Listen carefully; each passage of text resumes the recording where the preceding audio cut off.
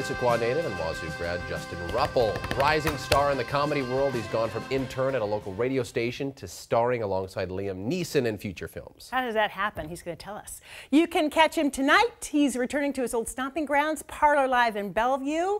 And he's going to be there tomorrow, too. Justin, welcome home. Hey, guys. Thanks. Good to be home. And it's raining. Shocker. Imagine It never happens. Oh, my God, starring next to Liam Neeson. I know. It was crazy. How'd that happen?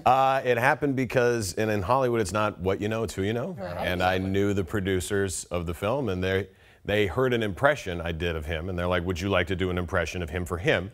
And so when I met him, the first thing he did is he said, listen here, if you do that impression of me during the film, we're going to have a problem. Because I can't have that.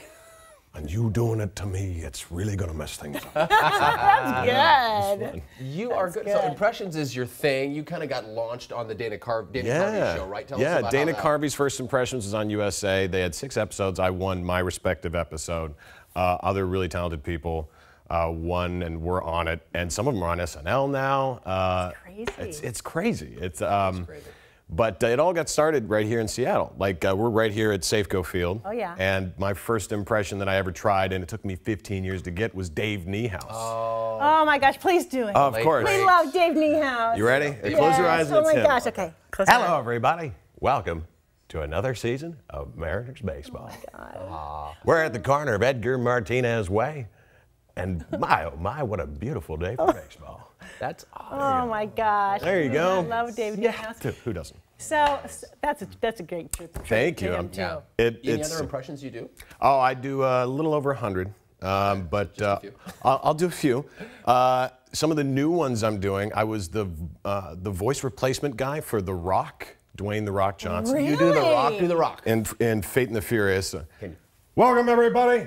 It's The Rock here. Listen here. If you look outside there is traffic, there is always traffic, and there is always rain, but it doesn't matter because it's a beautiful place. Oh, my gosh. Eyebrows. Yeah. Okay, There it is. So how does this happen? Are you like 5, 6, 12? Do you just grow up? Are you just that kid in the class that's always impersonating everybody? How did it happen? In Issaquah, I had a really tiny voice, and I grew up watching SNL and all those things, like Daryl Hammond, who I'm with this weekend. I know, like which big time. I know, absolutely nuts. But I didn't want to sound like me when I was younger, so I just tried to emulate everybody else. And then one day, my voice changed, and I had a little bit more vocal range, and I was like, well, that's what we're doing. And you kind of listen to it musically and then say it back to them. Do you remember the moment when you thought, I might be able to do something with this? Like, I could maybe... It was at Washington State University, and I did my very first set, and it was for the Cable 8 Awards, which everybody knows if you're at WSU, big deal. I didn't get nominated, but they're like, come up and do something funny. So I did Glenn Johnson, the voice of the Cougars. I went up and I said, hello, everybody, it's Glenn Johnson here, and that's another Cougar first down. You know, and they were like, that's really funny. And I was like, that's funny just to do other people? That's the voice? That's funny? They're like, yeah. What would he be doing? I was like, well, what is the other sayings? You know, that's another Cougar first down, or finally, a Cougar first down. You know, something like that. Or guess what it's not? A Husky first down. You know, something. And so I had fun with that. And then from there, I went to Cairo and worked at their news station, and then launched into just the Parlor Live found me at the Seattle International Comedy Competition. Man. It is just the way things happen, right? Domino. You get about as far as you can before you can't take it, and you're like, I can't take it anymore, and then a break happens. And then you make it a little further, I can't, and then a break happens. So that's the way a career goes. So what would be your dream thing to happen to you? What's your next... Dream job is I want my own show on the Vegas Strip. I'd be good at that. Thank you. Yeah. Danny Gans was a great impressionist and high energy performer. He passed many years back. I want my shot at that. And overall, game shows, acting, television, all that stuff, that's where I want to be. I want an hour-and-a-half show with the name and lights and all the fancy stuff and then all the voices. Yeah, well, from your voice to God's ears, Joyce.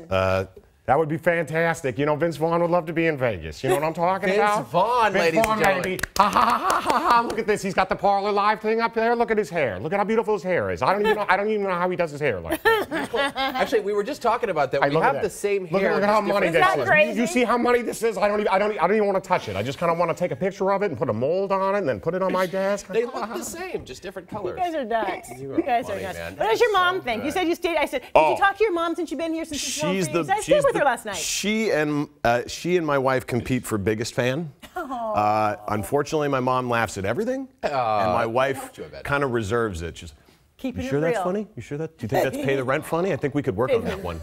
I think my mom's like, hey, try it. Just try it. Just try it. It'll be funny. You know, so I don't know whether to judge. Somewhere in the middle is the truth. What's next for you? What are you doing? What's next? I was on a cartoon show that I can't tell you what it is, but you'll know in a few weeks. It's a kids' cartoon. And then go back to Seattle, and I got a event in Reno. Reno's the small version of Vegas. You're almost there. Yeah. So in November, I'm hosting their award show, and then doing the State of the Union in Reno. It's weird. I'm big in Reno. And Seoul, Korea, and Reno. Seoul, Korea. Okay, I'm going to put you on the spot. The Korean, yeah. People who are big public personalities like you, put themselves out there, always have like a little something that's their fear. Right. What's yours? My fear is I do. Wow, that's a terrifying question. That is a terrifying question. The fear is that I try an impression and it's nowhere close. And I did that once in my career at the Parlor. I tried a Vince Vaughn impression, and I was going to walk out as him. Oh, no. And th're like, "You're not him. This is not good." And for 5 minutes, no one laughed. And that's like a nightmare that recurs. Oh, yeah. Is 5 minutes on stage where you're supposed to be funny, no one's laughing. Learn from it. That's the biggest fear. But you're going to be funny tonight at the Parlor. He's at Parlor Live tonight in Bellevue at 7:30. So good to see you. And again tomorrow. With So Daryl great. Hammond. Yeah. Voice of I'll be Saturday there Night tomorrow. I already have my tickets. Oh, We'll be right back. All right. Thanks for coming.